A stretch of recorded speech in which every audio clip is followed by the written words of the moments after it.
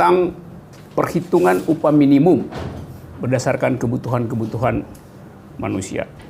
Kalau kita periksa secara cepat-cepat, intuisi kita mengatakan bahwa kebijakan publik kita defisit di dalam dua hal. Pertama, dia tidak paham apa yang disebut sebagai injustice, dan kedua, dia sengaja menggelapkan sejarah perempuan di dalam proses pembuatan kebijakan publik.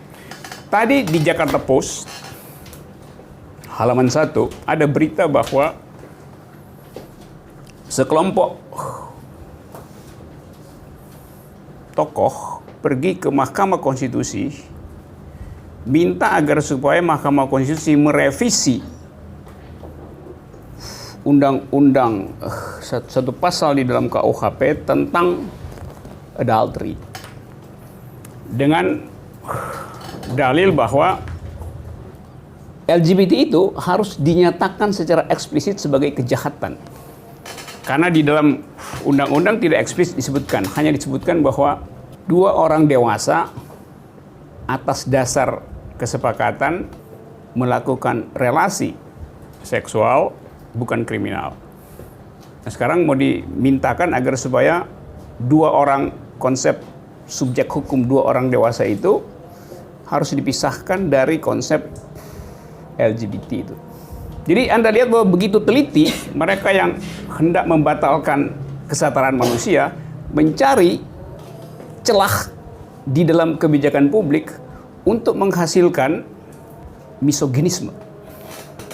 Di NTT ada satu daerah yang boleh disebut sebagai paling miskin di Indonesia, yang mempraktekkan satu prinsip bahwa ibu setelah dia melahirkan, dia harus tidur di dapur selama 40 hari, tidak boleh makan daging bersama bayinya. Lalu kita mulai berpikir,